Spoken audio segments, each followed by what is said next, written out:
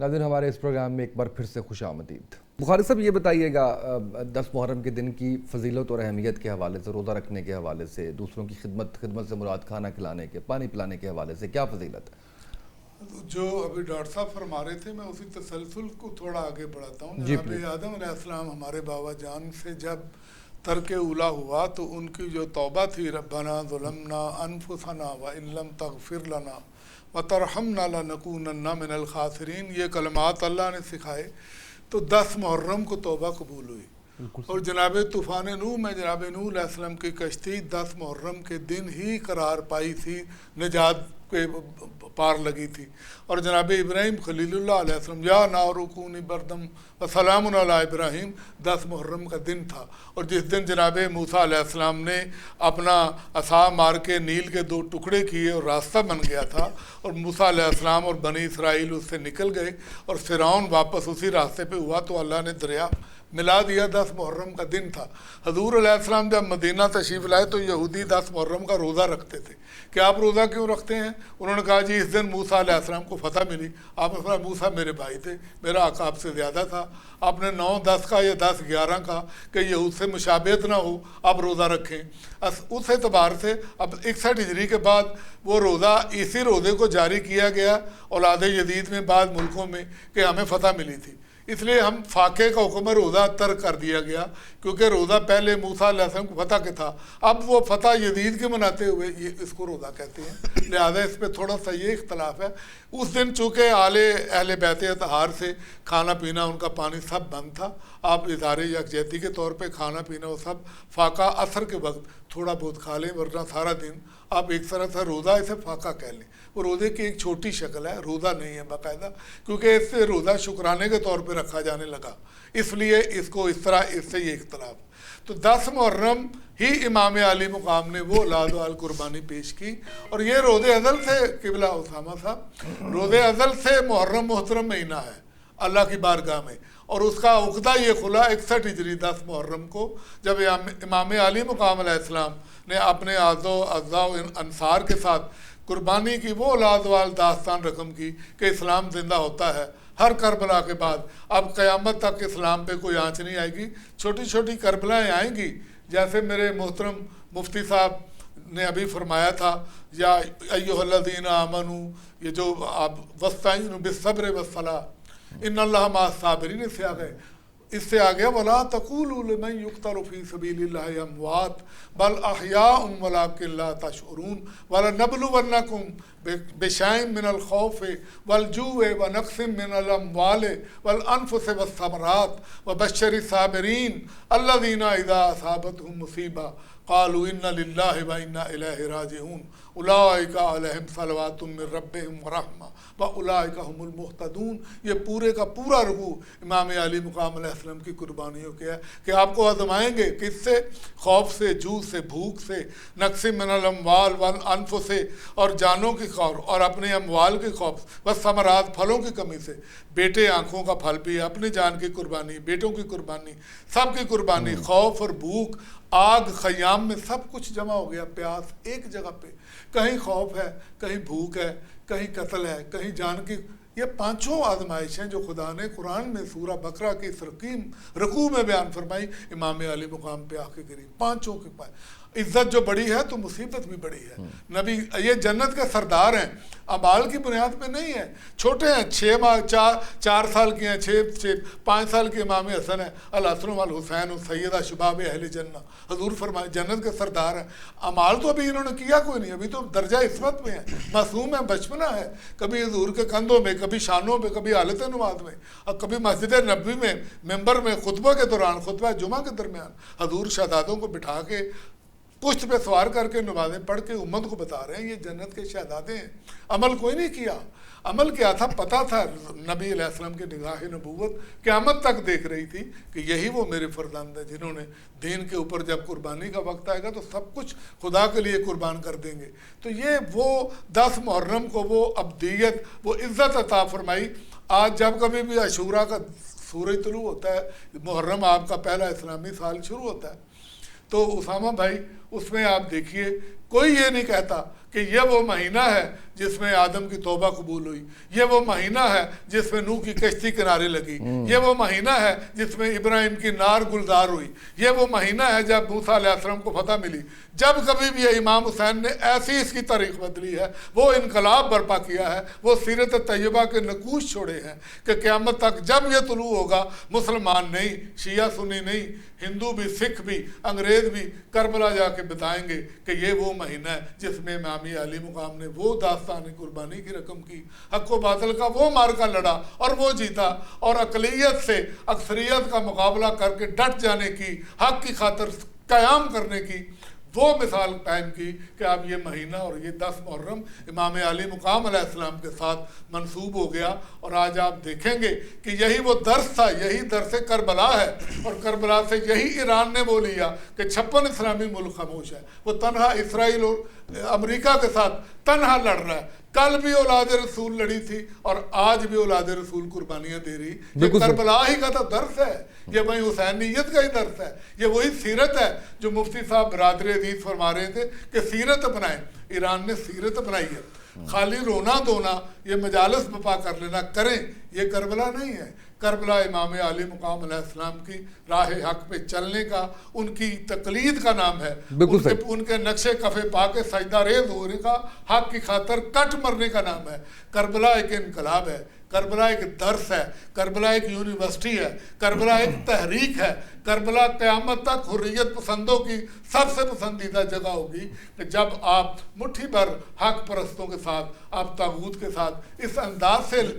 ٹکرائیں گے۔ آپ کے شاید فرزند پوچھتے ہیں بابا جان کیا ہم حق پر نہیں ہیں؟ فرمایا کیوں نہیں ہیں؟ فرمایا پھر کیا پرواہ ہے کہ ہم موت پر جا پڑیں یا موت ہمارے اوپر آ پڑے۔ الموت اصل من اللحم، موت ہمارے لیے شہد سے زیادہ شیریں ہے۔ یہ کربلا کا پیغام ہے۔ آج جو بھی ملک پاکستان میں، یا ہماری نوجوان نسل، ہمارے علماء، ہمارے صلحاء، ہمارے اولیاء، یہ ہمارے گدی نشین پیر خانقاہوں پہ یہ ان کا دین کی تبلیغ کرنے والے، انہیں اقبال نے کہا تھا نکل کر خانقاہوں سے ادا کر رسم شبیری، میدان میں آئیے نا، شبیر کی طرح گردن کٹوائیے، دین حق کی خاطر جب مشکل آ جائے پھر آ کے بتائیے ہم آپ کی بیعت نہیں کریں گے۔ حسین کی ایک لا نے، ایک نا نے تاریخ کا رخ موڑ دیا تھا۔ تو آج ایران کی بھی ایک نا نے پوری دنیا کو بتا دیا کہ ہم نے حسین سے یہ سیکھا ہے کہ حق کی خاطر کھڑے ہو جائیں۔ پر لوگ دنیا تو پورا اسلام ایک اسرائیل سے نہیں لڑ رہے تھے، یہ تو امریکہ کے ساتھ بھی اور اسرائیل کے ساتھ بالکل ہارے کے ساتھ لڑے۔ یہ حسین ہی کا درس ہے، یہ کربلا کا درس ہے، یہی کربلا ہے۔ بالکل صحیح۔ مفتی عدنان صاحب، کچھ عبادات اس دن کون سی ہونی چاہیے، کس طرح سے اس دن کو جو ہے وہ گزارنا چاہیے؟ جی بسم اللہ الرحمن الرحیم۔ سب سے پہلے اس دن جو افضل ترین عمل ہے جو روزہ رکھنے کا ہے، نبی رحمت صلی اللہ تعالیٰ علیہ وسلم آپ نے یہودیوں اور عیسائیوں کی مخالفت کرتے ہوئے صحابہ کرام کو عاشورہ کے دن اور اس کے ساتھ 9 محرم الحرام کے دن کو شامل کر کے روزہ رکھنے کا حکم دیا۔ لیکن عاشورہ اشرون سے بنا ہے جس کے معنی ہیں 10۔ یوم عاشور کے لفظی معنی بھی 10ویں کے ہی ہے، چونکہ یہ محرم الحرام کے مہینے کا دن ہے، اس لیے اس کو محرم الحرام کی 10ویں کا دن کہتے ہیں۔ یوم عاشورہ اس ظہور اسلام سے پہلے قریش مکہ کے نزدیک بھی بڑا دن تھا، اور اسی طرح آپ علیہ الصلوۃ والسلام نے جب حکم عطا فرمایا تب بھی صحابہ نے عرض کیا رسول اللہ صلی اللہ تعالیٰ علیہ وسلم۔ حضرت عبداللہ بن عباس رضی اللہ تعالیٰ عنہ آپ بلکہ فرماتے ہیں کہ آپ علیہ الصلوۃ والسلام نے جو یہودی تھے ان کو عاشورہ کا روزہ رکھتے ہوئے پایا تو ان سے فرمایا یہ کیسا دن ہے جس میں تم روزہ رکھتے ہو؟ انہوں نے عرض کی یہ وہ عظیم دن ہے جس میں اللہ تبارک و تعالیٰ نے حضرت موسیٰ اور ان کی قوم کو نجات عطا فرمائی تھی اور فرعون اور اس کے پیروکاروں کو غرق فرمایا تھا۔ بعد ازیں جب یہ دن آتا موسیٰ علیہ الصلوۃ والسلام تو شکرانے میں روزہ رکھتے، تو ہم بھی رکھتے ہیں۔ رسول اللہ علیہ الصلوۃ والسلام نے فرمایا کہ ہم حضرت موسیٰ علیہ الصلوۃ والسلام کے تم سے زیادہ حقدار ہیں، یعنی زیادہ محبت کرنے والے ہیں، اس لیے آپ علیہ الصلوۃ والسلام نے مسلمانوں کو حکم بھی دیا اور خود بھی اس دن روزہ رکھا۔ اور یہ بات پیش نظر رہے نبی علیہ الصلوۃ والسلام کا یہ روزہ رکھنا حضرت موسیٰ علیہ الصلوۃ والسلام کی موافقت کے لیے تھا، پیروی کے لیے نہیں تھا اور نہ یہودیوں کی اس میں کوئی پیروی تھی. نبی علیہ الصلوۃ والسلام نے اس دن کا روزہ رکھا اور حکم فرمایا صحابہ کرام کو. صحابہ نے عرض کیا رسول اللہ صلی اللہ تعالی علیہ وسلم وہ دن ہے جس کی یہودی عیسائی تعظیم کرتے. آپ نے فرمایا اگر ہم آئندہ سال اس دنیا میں رہے تو 9 محرم الحرام کے جو دن ہیں اس کو بھی ساتھ شامل فرمائیں گے. ام المومنین سیدہ حفصہ رضی اللہ تعالی عنہا نسائی میں بھی مسلم احمد میں بھی احمد میں بھی مشکات میں بھی چاروں جگہ میں یہ حدیث پاک موجود ہے. ام المومنین حضرت سیدہ حفصہ رضی اللہ تعالی عنہا آپ اس حدیث پاک کو روایت کرتی ہیں. فرماتی ہیں نبی علیہ الصلوۃ والسلام نے فرمایا فرماتی ہیں 4 اعمال ایسے ہیں جن کو نبی علیہ الصلوۃ والسلام نے کبھی ترک نہیں فرمایا. جن میں سب سے پہلے فرمایا یوم عاشورہ کا روزہ, عشرہ ذی الحجہ کے 9 روزے اور ہر ماہ کے 3 روزے, اور ساتھ ہی ساتھ چوتھا عمل فرمایا کہ فجر سے پہلے 2 رکعتیں ادا کرنا یعنی سنت فجر. تو میں عرض کرتا چلوں کہ اس دن یہ روزہ رکھنا نبی علیہ الصلوۃ والسلام کا مبارک حکم ہے. نبی علیہ الصلوۃ والسلام کے مبارک حکم کی تعمیل کرتے ہوئے اور حضرات حسنین کریمین اور خصوصاً سیدنا امام حسین رضی اللہ تعالیٰ عنہ آپ کی محبت میں آپ کو اس کا ثواب احصال کرنے کے لیے آپ کی بارگاہ میں اس نفلی روزہ کو پیش کرنے کے لیے آپ کے درجات میں مزید بلندی کا آپ کی خدمت میں نذرانہ عقیدت پیش کرنے کے لیے یہ روزہ رکھنا ہے اور اس کا کوئی مقصد نہیں ہے, کوئی اس کا اور معاملہ نہیں ہے. چونکہ اس دن انہوں نے بھی کھانا پینا ترک فرمایا تھا, کھانا بھی ترک فرمایا, پینا بھی ترک فرمایا, تو اسی کی موافقت میں رسول اللہ علیہ الصلوۃ والسلام کے حکم پر عمل کرتے ہوئے ہم اس دن روزہ رکھیں گے. ساتھ ہی ساتھ لنگر کا اہتمام کریں, ایصال ثواب کے لیے سبیل کا اہتمام کریں, کیونکہ گرمیوں کے دن چل رہے ہیں, زیادہ سے زیادہ سبیلیں. لیکن اس کے لیے میں پہلے بھی عرض کر چکا ہوں, اسامہ بھائی, ڈاکٹر صاحب اور علامہ علمداد صاحب, میں پہلے بھی عرض کر چکا ہوں قبلہ کہ ہمیں ساتھ ساتھ سیرت اپنانے کی ضرورت ہے. فقط ایصال کافی نہیں ہوگا, اس مشن پر, اس راہ پر چلنے کی ضرورت ہے کہ علامہ اقبال رحمۃ اللہ علیہ نے فرمایا ہے وہی تیرے زمانے کا امام برحق جو تجھے حاضر و موجود سے بیزار کرے. تو حاضر و موجود کے پیچھے چلنے کی بیزاری اختیار کرتے ہوئے ان اعمال کے ساتھ ہمیں جوڑنے کی ضرورت ہے جن اعمال پر چلتے ہوئے گردن کٹا گئے سیدنا امام حسین. آپ کے رفقاء نے ان اعمال کی بجا آوری میں ذرہ بھر بھی تاخیر نہیں فرمائی, اپنی گردن تو قربان کر دی لیکن ظالم کے ہاتھ پر بیعت نہیں کی, اس کے ہاتھ پر بیعت نہیں کی جو حدود اللہ کی پامالی کرتا ہو, اس کے ہاتھ پر بیعت نہیں کی جو فاسق ہو, جو فاجر ہو, جو علل اعلان گناہوں کا کام کرتا ہو. بلکہ قیامت تک کے لیے ہمیں نوجوان نسل کو بتا گئے ہیں, ہماری نوجوان نسل کو یہ سبق دے گئے ہیں کہ قیامت تک بالکل ٹھیک, جب بھی جی پڑے تو تم نے مشن حسین پر چلتے ہوئے کسی یزید کے سامنے سر نہیں جھکانا, کسی یزید کے ہاتھ میں ہاتھ نہیں دینا. تو یہ ہمارے لیے سبق ہے اور قیامت تک وہی بات میں دوبارہ عرض کرتا چلوں, ان اللہ مع الصابرین, کہ بے شک اللہ تبارک و تعالی صبر کرنے والوں کے ساتھ ہے. بالکل صحیح, بالکل صحیح ہے. ڈاکٹر صاحب, اس دن کی مناسبت سے کس طرح سے اپنی زندگیوں کو بدلا جا سکتا ہے آج کی نسل کے لیے, تمام امت کے لیے ضرور پیغام دیجیے گا. میں یہ سمجھتا ہوں کہ بحمدی تعالیٰ جس وقت سے یہ واقعہ رونما ہوا اس دن سے لے کے آج تک کوئی زمانہ ایسا نظر نہیں آتا جس میں امت نے ذکر حسین کو اپنا شعار نہ بنایا ہو. یقیناً یہ بڑے خیر کی بات ہے, اس کے اندر جو ان کے ساتھ ایک اعلانیہ غلامی اور مودت کا ایک اظہار کیا جاتا ہے اس کی اپنی برکات ہیں. لیکن مجھے یہ کہنے کی اجازت بھی دیجیے کہ جتنا اس امت نے پچھلے 1500 سال میں ذکر حسین پر فوکس کیا ہے, اگر اتنا فکر حسین کے اوپر فوکس کیا جاتا تو شاید دنیا جو ہے وہ بڑی مختلف ہوتی ہے اس وقت. اور مجھے ڈاکٹر علی شریعتی کی وہ بات ہمیشہ میرے دل کے بڑے قریب رہتی ہے اور میرے لیے بڑی روشنی کا باعث بنتی ہے. انہوں نے کیا خوبصورت بات کہی, وہ کہتے ہیں کہ جس طرح اس امت نے سرکار دو عالم صلی اللہ علیہ وسلم اور آپ کے گھرانے کے ساتھ آپ کے نام پر مرنا سیکھا ہے نا, اگر کاش اے کاش یہ امت ان کے پیغام پر ویسا جینا سیکھ لیتی تو شاید اس امت کا احوال بھی مختلف ہوتا، دنیا کا جغرافیہ بھی مختلف ہوتا اور دنیا کی تاریخ بھی مختلف ہوتی۔ میں یہ سمجھتا ہوں کہ ذکر حسین کے ساتھ ساتھ اس کی اہمیت سے کون ذی شعور انکار کر سکتا ہے، لیکن ایک درجہ آگے بڑھتے ہوئے ہمیں اپنے زمانے کے جو یزید ہیں ان کو پہچاننا چاہیے، ان کی نقاب کشائی ہونی چاہیے، اور بغیر کسی مصلحت کا شکار ہوئے حق کو حق اور جو باطل ہے اس کو باطل کہنے کی اپنے اندر جرأت پیدا کرنی چاہیے۔ ایمانیات کا تقاضا بھی ہے، اور حضرت امام حسین علیہ السلام کے ساتھ اپنی مودت کا میں یہ سمجھتا ہوں اظہار کا یہ بہترین طریقہ اور سلیقہ ہو سکتا ہے۔ یعنی مجھے اس بات پر ہمیشہ حیرت ہوتی ہے کہ ہم حضرت امام حسین کے زمانے کے یزید کو، جو اس زمانے کی طاغوت کے نظام کا نمائندہ تھا، اس پر تو لان تان کرنے میں ایک لمحہ نہیں لگاتے، اور یقیناً کرنی چاہیے، اس کی جتنی مذمت ہو سکے اتنا اس کی جو ہے وہ مذمت کی جانی چاہیے۔ لیکن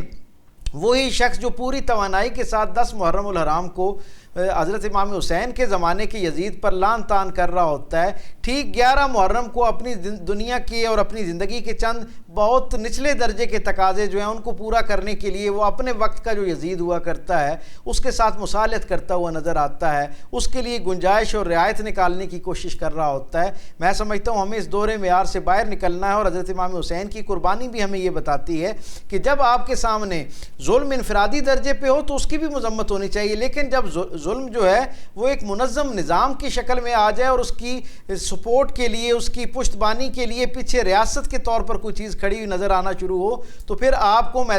اس وقت آپ کا جو بہترین وقت اللہ کے ساتھ جڑنے کا ہے وہ خانقاہ اور ممبر و محراب نہیں ہے بلکہ میدان عمل ہے۔ جس طرح حضرت امام حسین کو اپنے اسباب کی قلت کا، آج مجھے اور آپ کو یہ بات علم ہے کہ آپ جب گھر سے نکلے تو آپ کے پاس محدود اسباب تھے، وہ جن کے گھرانے کا اول تا آخر حوالہ ہی مرد میدان ہونا تھا، کیا ان سے بہتر کوئی جانتا تھا کہ میدان عمل میں ان اسباب کی کتنی ضرورت ہوتی ہے؟ لیکن آپ بغیر اسباب کے میدان عمل میں نکلے، نتائج سے آگاہی ہونے کے باوجود میدان عمل میں اس لیے نکلے تاکہ آپ کو اور مجھے ایک کلیئرٹی آف تھاٹ دے سکیں کہ اپنے زمانے میں جب یہ منظرنامہ دیکھو تو آپ نے کسی چیز کو جواز بنا کے مصلحت کا شکار نہیں ہونا۔ کلوزنگ پہ جانا ہے، اس پہ بڑا خوبصورت بخاری صاحب نے ایران کی مثال دی، اگر آپ ظاہری طور پہ دیکھیں اسباب کے حوالے سے تو بڑا کلیئرلی نظر آ رہا تھا۔ بخاری صاحب آج کے دور میں کتنا ضروری ہے حق و باطل کی تفریق کرنا ہر جگہ پہ، ہر موقع پہ، آج کے بچوں کے لیے، اور وہ جو ایک نہ جس کا آپ نے ذکر کیا وہ نہ کرنا کتنا ضروری ہے؟ حضور علیہ السلام کی حدیث پاک ہے، الحسین منی وانا من الحسین، حسین مجھ سے ہے، میں حسین سے ہوں۔ حسین تو ان سے ہے، ان کے نواسے ہیں، سیدہ فاطمہ زہرا کے بیٹے ہیں، ان کی نسل پاک ان سے چلی ہے، یہ قرآن کے مطابق رسول کے بیٹے ہیں، تو آپ تو ان سے ہیں۔ بیٹا تو باپ سے ہوتا ہے، نانا سے ہوتا ہے، تو نانا کیسے بیٹے سے ہوا، نواسے سے ہوا؟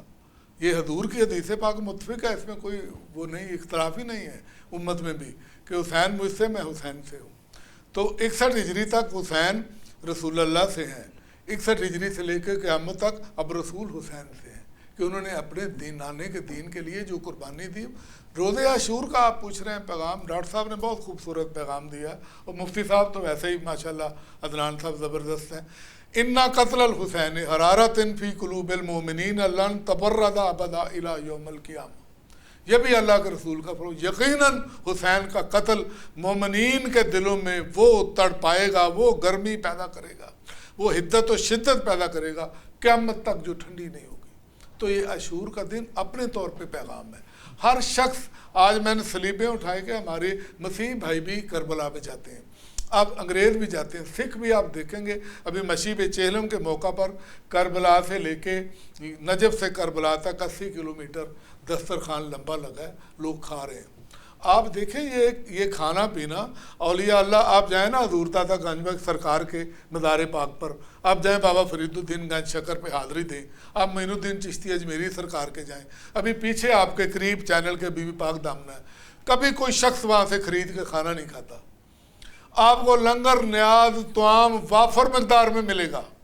کیا یہ اولیاء اللہ کی درگاہیں ہیں، یہ ان کا ہے جن کے صدقے کوثر جاری اور رزق اللہ عطا فرماتا ہے۔ لولا کا لما خلقت الافلاق، سیرت نگار بیٹھے ہیں، اگر آپ پیدا نہ ہوتے حضور میں افلاق ہی خلق نہ کرتا۔ تو یہ نجف سے کربلا تک نیاز ہی نیاز ہے، لنگر ہی لنگر ہے، فراواں لنگر ہے۔ آپ حج پہ جاتے ہیں، حج کی بڑی عظمت ہے۔ پا پیادہ 25 حج امام علی مقام نے کی ہے، امام حسن علیہ السلام نے پا پیادہ سوار ہو کے نہیں گئے۔ کسی نے امام حسن سے پوچھا تھا، فرزند رسول جب آپ صاحب قافلہ اہل بیت کے ساتھ عمدہ سواریاں چل رہی ہیں تو آپ سوار ہو کے کیوں نہیں جاتے؟ فرمایا یہ ادنا غلام اتنے اعلیٰ آقا کی بارگاہ میں سوار ہو کے جاتے ہوئے اچھے لگتے ہیں۔ یہ جنت کے سرداروں کا تقویٰ دیکھیے آپ، اور وہ وہاں پہ جا رہے ہیں۔ حج پہ آپ جاتے ہیں، آپ کو ایک ایک چیز آپ خود خرید کے، پانی ہر چیز خرید کے کھاتے ہیں، لیکن جنہوں نے حج کی عظمت بچائی 8 ذی الحج کو کہ میری خون سے یہ سرزمین حرم رنگین نہ ہو جائے، اپنی عمرہ حج کو عمرے میں تبدیل کیا، وہاں سے نکل گئے کہ یزید کی فوجی انہیں حرم میں مارنے کے لیے تیار تھے، وہاں سے چھوڑ دیا۔